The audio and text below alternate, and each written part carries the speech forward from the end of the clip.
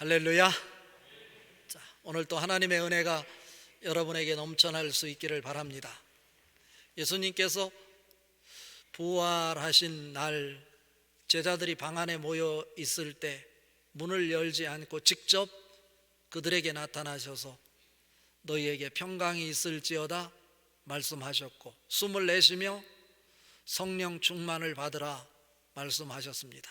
그리고 사명을 허락해 주셨습니다. 일주일이 지난 오늘 부활절 둘째 주일을 맞이하게 됩니다. 그 예수님의 제자들이 모여 있었던 그곳에 제자 중에 한 사람인 도마가 그 자리에 없었습니다. 도마 한 사람을 위해서 예수님께서 부활하시고 오늘 보니까 여드레 후라고 오늘 26절에 소개가 되고 있는데, 여기서 8일 여드레라고 하는 것은 우리로 치면 7일을 얘기합니다. 그러니까 그 시작되는 날을 포함해서 여드레이니까 바로 오늘 부활절이 지난 첫 번째 주일날을 의미합니다. 제자들이 또 함께 한 곳에 모여 문을 걸어 잠그고 마음을 조이고 있었습니다. 그들 가운데 예수님이 오늘 또 나타나신 것입니다. 그것은 도마를 위해서 그렇습니다.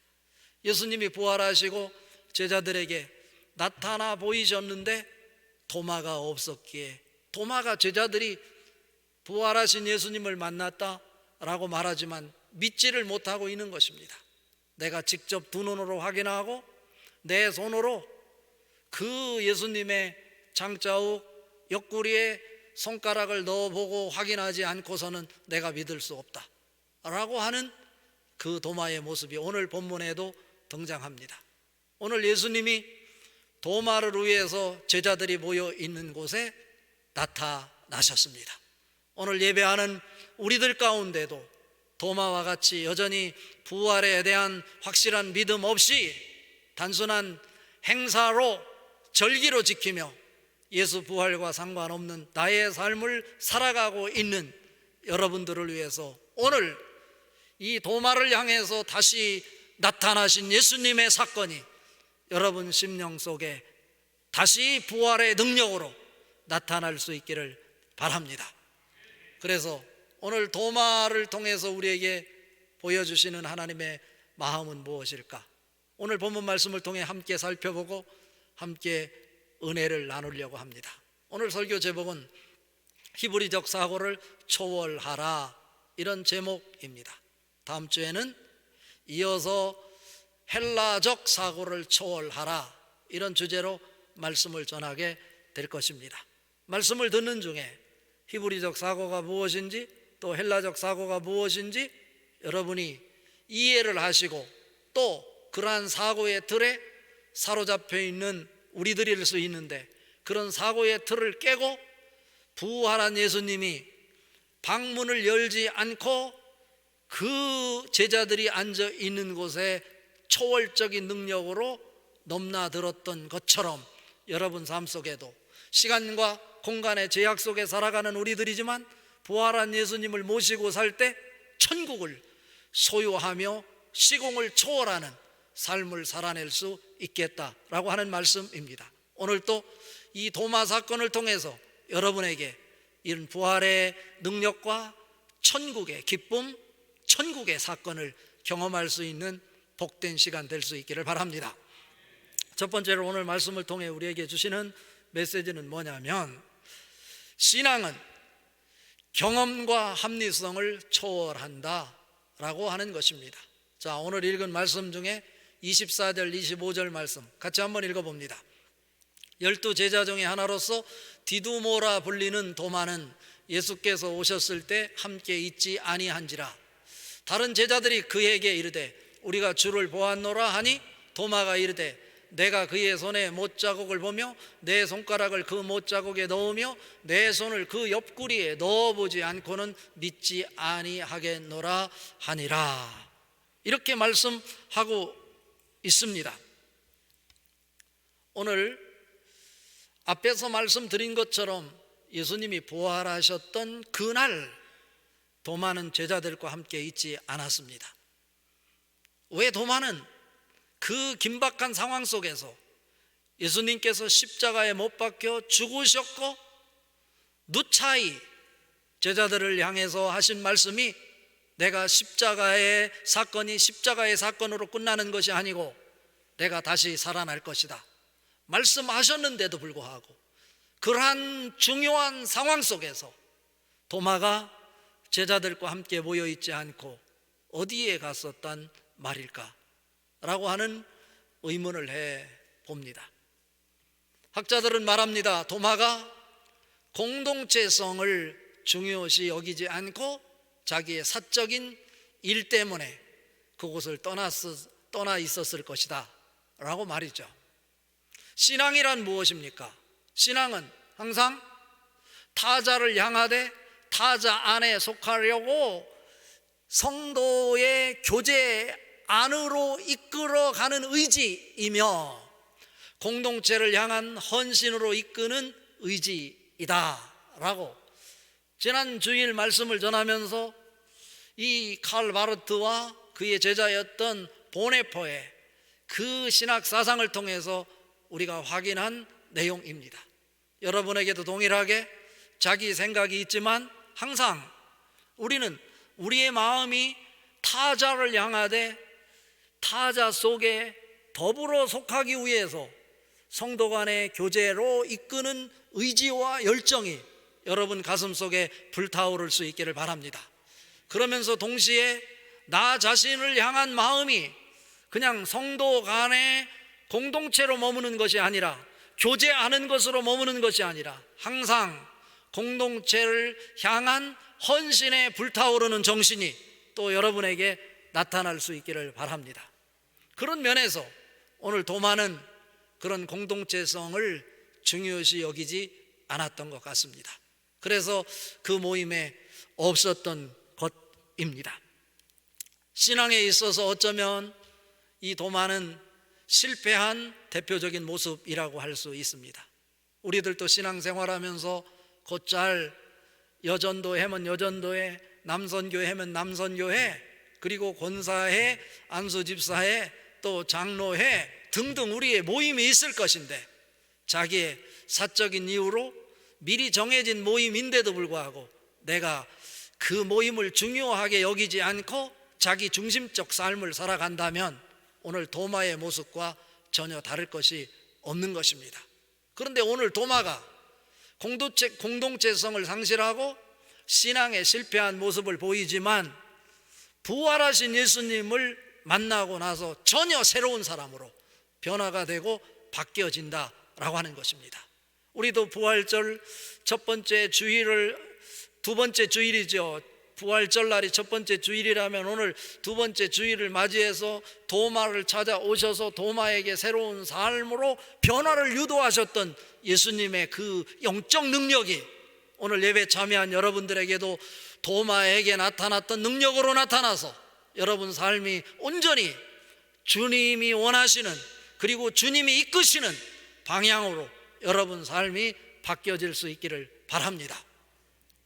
오늘 말씀이 바로 그러한 면을 우리에게 가르쳐 주는 모습이라고 할 수 있는데 이것은 도마의 이름을 통해서 확인할 수 있어요. 도마, 오늘 보니까 12제자 중에 한 사람으로 디두모라 하는 도마는 이라고 나와 있어요. 도마는 아람어입니다.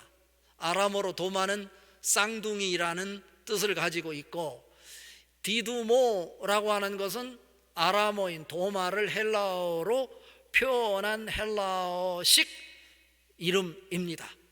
이것은 둘이라는 뜻이 있고 또 이중성이라는 뜻이 있어요.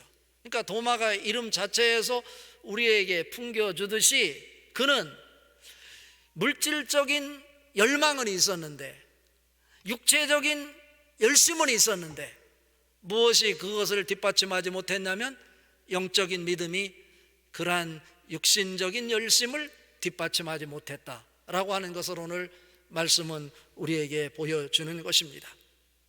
요한복음 11장에 보면 나사로가 죽었을 때 나사로가 다시 살아날 것을 말씀하시면서 예수님께서 제자들에게 자기가 십자가에 죽었다가 다시 살아나게 될 것이다 라고 하는 말씀을 하는데, 그 상황 속에서 제자들은 예수님이 십자가를 지실 수 없습니다 라고 만류하게 돼요. 제자들은 예수님의 십자가 지심을 만류하는데 도마가 나타나서 예수님의 말씀의 그 뜻을 깨닫지 못하고 제자들을 향해서 하는 말이, 우리 주님과 함께 죽으러 가자, 이렇게 외치는 장면이 소개가 되고 있어요. 그뿐 아니라 요한복음 14장에 보면 예수님께서 두려워하고 인생의 삶에 있어서 사건 앞에서 공포에 질려 있는 제자들을 향해서 너희는 마음에 근심하지 말라, 하나님을 믿으니 또 나를 믿어라. 내가 아버지 집에 거할 곳을 준비하러 간다. 가서 내가 너희가 거할 곳을 준비하면 너희에게로 다시 돌아와서 내가 나 있는 곳에 너희들도 있게 할 것이다 라고 말씀을 하시면서, 내가 가는 길을 너희가 알 것이다 라고 말씀하시니까 도마가 예수님이 하시는 말씀 앞에, 예수님은 우리가 예수님이 가시는 길을 아신다고 말씀하시는데 우리는 예수님이 가시는 길이 어떤 길인지 알지 못합니다 라고 엉뚱한 답변을 하는 장면이 소개가 되고 있어요. 이것이 요한복음 14장 5절 말씀이고, 도마의 동문서답격에 이 답변을 하는 장면을 받아서 예수님께서 하시는 말씀이 요한복음 14장 6절 말씀입니다. 예수께서 이르시되 내가 곧 길이요 진리요 생명이니 나로 말미암지 않고는 아버지께로 올 자가 없느니라, 이렇게 말씀하고 있는 것입니다. 그런데요, 실제로 도마만 이렇게 어리석고 때로는 영적인 세계를 이해하지 못한 채 공동체성을 중요시하지 않고 개인적인 삶으로, 개인적인 신앙으로 일관했다고만은 볼 수 없습니다. 제자들을 대변하는 모습을 도마를 통해서 보여주고, 이 시간 예배하는 여러분 한 사람 한 사람의 마음속에 자리 잡고 있는 이중성에 대한 것을 지적하면서 우리는 오직 하나님의 정신을 담아낼 수 있는 하나님의 사람이 되어야 된다라고 하는 것을 가르치시고 싶은 하나님의 마음입니다.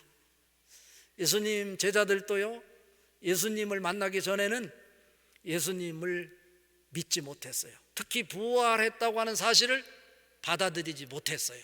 이것을 우리는 마가복음 16장 10절부터 이렇게 13절까지 쭉 확인해 볼 수 있는데요, 한 절씩 읽어보며 제자들이 어떤 태도를 취했는지 한번 살펴봅시다. 마가복음 16장 10절, 마리아가 가서 예수와 함께 하던 사람들이 슬퍼하며 울고 있는 중에 이 일을 알림해 그들은 예수께서 살아나셨다는 것과 마리아에게 보이셨다는 것을 듣고도 믿지 아니하니라. 그 후에 그들 중 두 사람이 걸어서 시골로 갈 때 예수께서 다른 모양으로 그들에게 나타나시니 두 사람이 가서 남은 제자들에게 알리었으되 역시 믿지 아니하니라. 그러니까 제자들도 똑같아요. 말로는 그들이 예수님이 부활하셨다 믿었는지 모르지만 도마가 예수님이 부활한 그 모습을 직접 확인하지 않고는 내가 믿지 않겠다 라고 했던 거나 제자들 모습이 거의 비슷하다라고 하는 거예요. 예수님이 부활하신 그 사건을 경험하고도 믿지 못하는 제자들, 마태복음 28장 17절에 보면 예수님께서 부활하신 후에 제자들과 함께 만나기로 했던 산이 있었는데 그곳에 가서 제자들이 예수님을 배우나 믿지 않는 자들도 있더라, 이렇게 성경은 기록하고 있는 것입니다. 그렇다면 도마만 예수님을 믿지 못했던 것이 아니라 오늘을 살아가고 있는 우리들이나 예수님을 따랐다고 하는 제자들조차도 역시 예수님의 부활을 온전히 믿지 못했던 것은 동일한 상황이다라고 하는 거예요. 예수님이 다시 일주일 뒤에 제자들이 모여 있는 곳에 도마에게 믿음을 안겨주기 위해 자기가 부활했다는 사실을 다시 한번 확인시켜주기 위해 그들 가운데 나타나셨던 예수님, 오늘 부활절이 지난 첫 번째 주일 함께 예배하는 여러분 앞에도 하늘의 영광으로 하나님의 임재로 성령님으로 여러분에게 찾아오실 것입니다. 그 예수님이 오늘 또 여러분들에게 부활의 영으로 경험되어질 수 있기를 바랍니다. 그리고 여러분이 살아가는 삶 속에 여러분 혼자 생각으로 공동체를 이탈하는 자들이 아니라 항상 하나님이 이루시려고 했던 아름다운 사랑의 공동체를 이루십시오. 그리고 신앙의 공동체를 만들어내십시오. 그리고 선교 공동체를 이루는데 여러분이 그 중심에 서십시오. 그렇다면 도마는 왜 공동체를 일탈하고 제자들과 함께 있지 못했을까? 제가 이 말씀을 묵상하는 가운데 저에게 떠오른 영적 메시지는 뭐냐면, 이 도마가 자기의 사고의 틀에 사로잡혀 있었기 때문이다 라고 하는 거예요. 그 사고가 무엇입니까? 어떤 사람은 자기의 경험에 치중해서 자기가 두 눈으로 직접 확인하지 않은 것은 믿지 않겠다라고 하는 생각입니다. 우리가 전도하다 보면 어떤 사람들, 특히 젊은이들 이렇게 묻습니다. 목사님, 조건이 있습니다. 하나님을 저에게 보여주면 내가 예수를 믿겠습니다 라고 말하는 청년들이 있어요. 어리석은 질문이죠. 어리석은 요구이죠. 왜요? 하나님은 영이시기에 우리 눈으로 볼 수 없는 존재입니다. 볼 수 없는 것을 보여달라고 하는 것, 그 자체가 어리석은 것 아닙니까? 오늘 도마가 자기 두 눈으로 확인하고 자기 손으로 예수님이 창자욱 십자가에 못 박혀 죽으실 때 로마 병정에 의해서 옆구리에 장으로 찔려 피를 쏟으시고 물을 쏟으시고 우리를 위해서 죽으셨는데, 그것을 직접 두 눈으로 자기 손가락으로 확인하고 나서 부활한 예수님을 믿겠다 이렇게 말하는 거예요. 그런데요, 지금 이 도마의 말이 어쩌면 여러분들이나 저 모습과 같은데 우리들을 대변하여 보여주는 모습이라고 할 수 있는데, 이것은요 학문의 세계에 있어서도 학문의 발달을 이루는데도 두 줄기가 있어요. 그것이 뭐냐면 경험론과 합리론이라고 하는 거예요. 특히 근세에 들어서면서 학문의 체계적인 발달을 가져왔는데, 이 경험론자 입장에 서 있던 사람이 영국을 중심으로 해서 프랜스 베이컨, 토마스 홉스, 존 로크, 또 조지 버클리, 데이비드 휴므로 이어지는 이런 학자들입니다. 그리고 또 프랑스, 독일을 중심으로 해서 이 경험론이 아닌 합리론의 입장에서 학문의 체계를 이룬 사람들, 여러분이 잘 아는 나는 생각한다, 그러므로 나는 존재한다라고 하는 유명한 명제를 남겼던 프랑스의 르네 데카르트, 그리고 그의 바톤을 이어받는 스피노자, 그리고 라이프니츠라고 하는 이런 학자들에 의해서 경험론과 합리론의 쌍벽을 이루게 됩니다. 그런데 이들의 학문을 이렇게 살펴보면서 무엇인가 조금 부족한 부분이 있구나 라는 생각이 들어요. 그 부족한 부분을 하나로 종합한 위대한 철학자가 있는데, 그 철학자가 누구냐면 독일의 임마누엘 칸트라고 하는 사람입니다. 칸트의 위대한 점은 우리가 학문의 지식으로 지식 체계를 세우는 데 있어서 경험론자들이 주장하는 경험으로부터 모든 것이 시작되기는 하지만 경험론 자체가 학문의 체계를 완성해낼 수 없고, 합리론의 장점인 그 경험되어진 내용물들을 지식으로 묶어내는 우리의 주관 속의 선험적 의식의 중요성을 강조했다라고 하는 거예요. 그리고 학문이 되기 위해서는 조건이 있는데, 모든 학문은 우리가 경험할 수 있는 세계에 한해서 학문으로서 가치를 가질 수 있다라고 하는 것을 분명하게 밝혔다라고 하는 거예요. 무슨 얘기냐면 학문의 영역과 신앙의 영역을 분명하게 선을 그어 구별해낸 학자가 바로 임마누엘 칸트이다라고 하는 것입니다.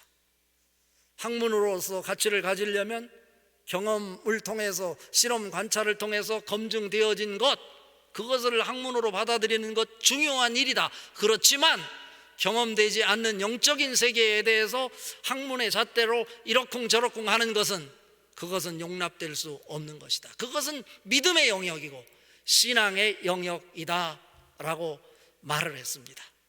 여러분, 고린도후서 4장 18절에 보면 우리가 주목하는 것은 보이는 것이 아니요 보이지 않는 것이니 보이는 것은 잠깐이요 보이지 않는 것은 영원함이로다 라고 말씀하고 있어요. 여러분, 우리 눈에 보이지 않더라도 하나님은 영적 세계에서 우리 눈에 보이지 않지만 우리의 삶의 중심에서 부활하신 그리스도의 영으로 여러분과 함께하고 계십니다. 여러분의 사고의 틀에 사로잡혀 부활하신 그리스도를 보지 못하는 우호를 범하지 않기를 바랍니다. 오늘 도마가 한때 내가 직접 확인하지 않고는 그 예수님의 부활을 믿지 못하겠다고 말했지만 예수님을 만나는 순간 그 생각이 완전히 바뀌어서 보지 않고도 예수님을 나의 주요 나의 하나님이라고 고백을 했습니다. 여러분들에게도 그런 믿음이 있어지기를 바랍니다. 프랑스의 유명한 소설가였던 생텍 쥐베리는 뭐라고 말했냐면, 본질적인 것은 눈으로 볼 수 없다. 다만 본질적인 것은 가슴으로 볼 수 있다 라고 말했어요. 여기서 가슴이라고 하는 것은 무엇을 얘기하냐면 영 혹은 믿음이라고 할 수 있는 거예요. 하나님은 우리가 경험으로 알 수 있는 것이 아닙니다. 하나님은 영이시기에 가슴으로, 영으로, 믿음으로 알 수 있는 것입니다. 그래서 히브리서 11장 1절부터 3절까지 이렇게 말합니다. 믿음은 바라는 것들의 실상이요 보지 못하는 것들의 증거니 선진들이 이로써 증거를 얻었느니라. 믿음으로 모든 세계가 하나님의 말씀으로 지어진 줄을 우리가 아나니 라고요. 그렇잖아요. 믿음으로 모든 세계가 하나님 말씀으로 지어진 줄을 우리가 안대요. 보이는 것은 나타난 것으로 말미암아 된 것이 아니다 라고 히브리서 기자는 우리에게 말하고 있어요. 이 세계는 믿음으로 하나님의 말씀으로 지어진 세계입니다. 그리고 믿음의 세계 속에서 하나님은 역사하십니다. 믿음의 눈으로 하나님의 믿음의 세계 속에서 역사하시고 활동하는 것, 여러분들이 확인할 수 있기를 바랍니다. 두 번째입니다. 오늘 말씀을 통해 우리에게 주시는 메시지는 뭐냐면, 예수 부활 사건을 인생의 축으로 삼고 살아가는 신앙인이 되어야 한다라고 하는 거예요.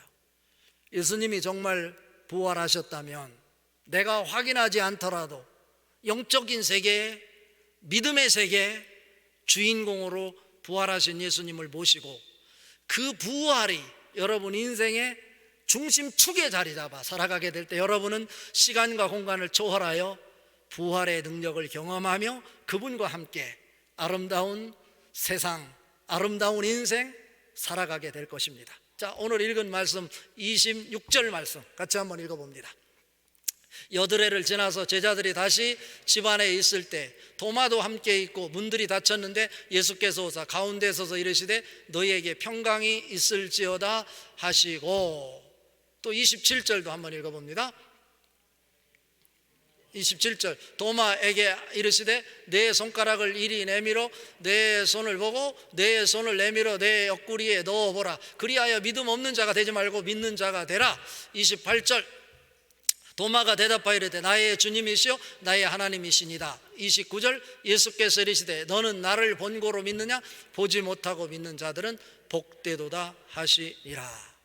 여기에서요, 도마가 제자들이 말함에도 불구하고 예수 부활을 믿지 못하고 있었어요. 그런데 예수님께서 그들 가운데 나타나신 거예요. 도마가 예수님이 의심하고 있는 것을 알고 내 손을 이리 줘봐라.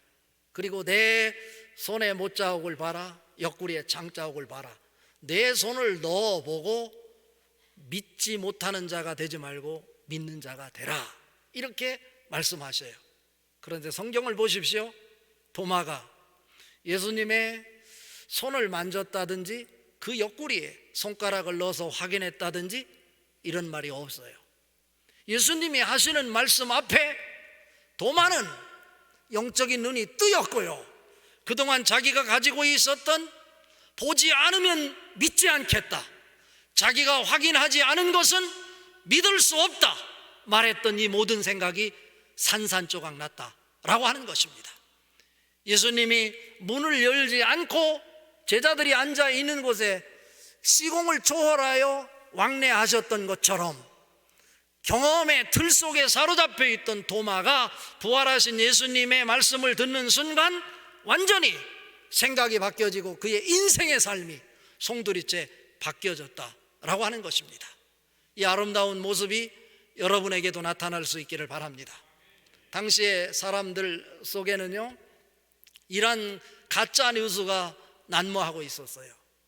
예수님을 십자가에 못 박아 죽인 대제사장들이 예수님의 무덤을 지키고 있었던 로마 병정들을 돈으로 매수해서 거짓 뉴스를 퍼뜨리기를 예수님의 제자들이 무덤 안에 있는 시신을 도둑질해 갔다라고 하는 이야기를 퍼뜨렸어요. 그래서 많은 사람들이 예수님 무덤이 빈 무덤이었던 것은 제자들이 예수님의 시신을 훔쳐갔기 때문이다 라고 하는 이야기들, 그리고 당시에 이단이었던 영지주의자들에 의해서 예수님은 육체적인 부활을 하신 것이 아니고 영으로 부활해서 제자들에게 환상적으로 보였을 뿐이다 라고 하는 이런 얘기들이 팽배하게 그 시대를 주도하고 있었어요.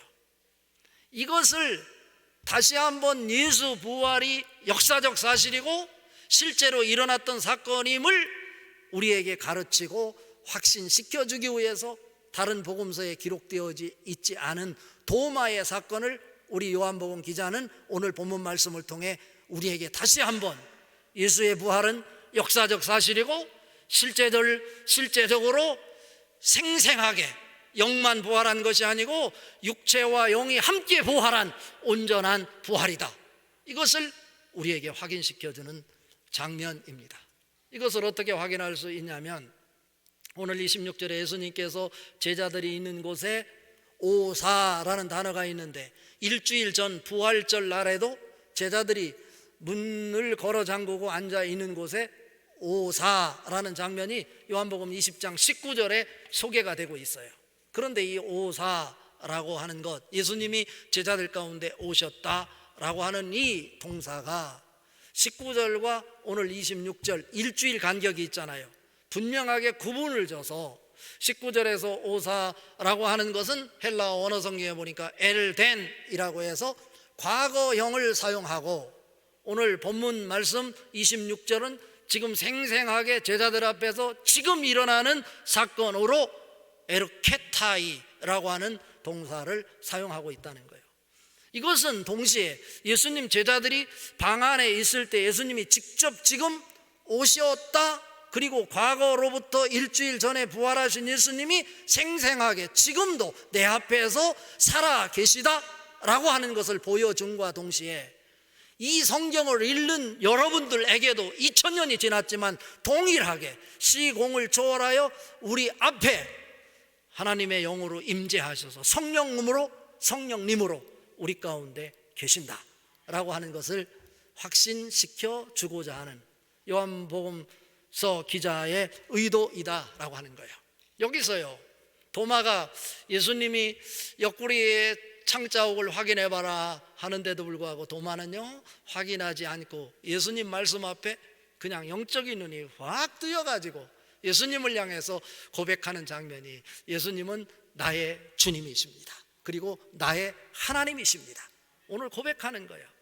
우리는 단순하게 이 도마의 고백이 합리적 이성적인 신앙 고백이라고 받아들일 수 있는데, 이것은 일반적인 합리성을 띤 신앙 고백이라기보다는 부활하신 예수님을 직접 대면하면서 감동하고 있는 감탄사로서의 표현이에요. 그리고 도마가 예수님의 제자들이 유대인이었다고 하는 측면에서 유대인에게 있어서는 예수님을 나의 주, 나의 하나님이라고 고백할 수 없었어요. 왜냐하면 당시에 유대인에게 있어서 하나님은 유일신이에요. 인간으로 오실 수 없어요.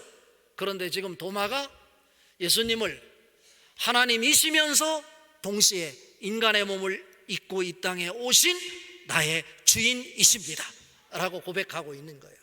당시에는 혁명적인 말이었고 새로운 신앙의 고백이 자기의 삶을 통해서 감동으로 감탄으로 울려 퍼지는 순간이었다라고 하는 것입니다.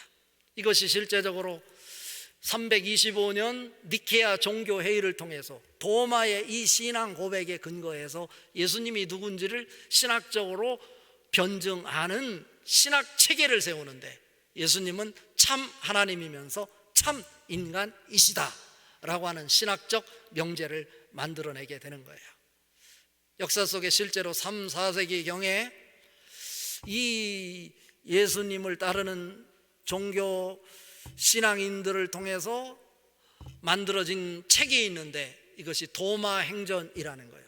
도마 행전에 보면 이 도마가 그 예수님의 부활의 사건을 기점으로 해서 인생이 완전히 바뀌어서 그가 이스라엘에 머무르지 않고 사명을 가슴에 품고 인도로 가서 부활하신 예수님을 증거하다가 순교를 당했다고 우리에게 알려지고 있습니다. 사랑하는 성도 여러분, 우리들도 도마와 같이 때로는 흔들리고 내 중심적으로 내 사고의 틀에 사로잡혀서 살아가는 신앙인이 아닌 신앙인처럼 살아가고 있지만, 오늘 도마의 사건을 통해서 다시 한번 부활하신 예수님을 여러분이 인생의 중심에 축으로 삼고 예수님과 함께 하나님이 기뻐하시는 삶을 일구어낼 수 있는 하나님의 사람들 될 수 있기를 주님의 이름으로 축복합니다.